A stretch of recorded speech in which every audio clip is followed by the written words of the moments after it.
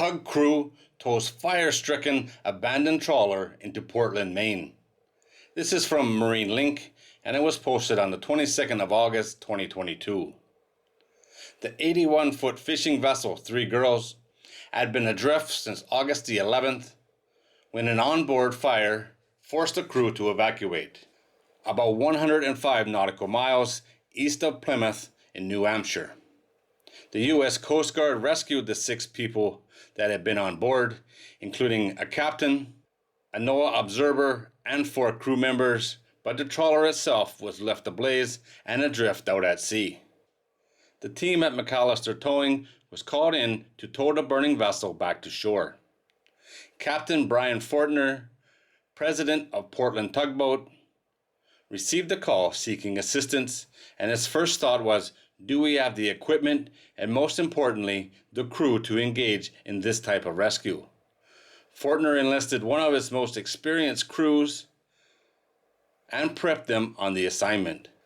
The captain and crew boarded the 110-foot, 4,000 horsepower Nancy McAllister and left Portland, Maine in search of the 3 girls. Locating the trawler was no easy task. The tug crew departed at 9 p.m. on August the 12th and steamed overnight towards the estimated location of the trawler. We were given 2 possible locations for the vessel based on drift. She wasn't at the first location. We were using binoculars to try and find her.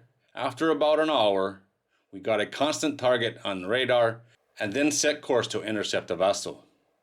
The Nancy McAllister crew finally met up with the burning trawler at 11 a.m. on August the 13th, some 14 hours after setting out from Portland. The next job at hand was to safely hook up a tow line to the burning vessel, which was also a challenge. The burning trawler had large outriggers with chains dangling on both sides, so getting close to the vessel proved to be difficult. Once in position, they used the fire hose to pump water directly down the stack to target the fire in the engine room. Once the fire was out, they donned turnout gear and boarded the distressed vessel. Hooking up the tow line was extremely challenging. After jumping on the burning vessel, they got the line secured and quickly returned to the Nancy. The next 24 hours were equally demanding. During the return to shore, the tug crew were met with 4-foot seas and had to re-engage with suppression efforts as the fire reignited aboard the trawler. Upon arrival in Portland, with the still burning vessel, on the morning of August the 14th, the Nancy hipped up to the trawler and pushed her stern first to the dock. Hipping up to a vessel is a normal procedure, but doing so while the vessel is on fire is an experience. The Nancy proceeded to push the 3 girls to the pier and had her tied up at noon on Wednesday. The 98-foot tug Andrew McAllister was on scene to assist as the Portland Fire Department battled the 3 girls' fire for another 3.5 hours.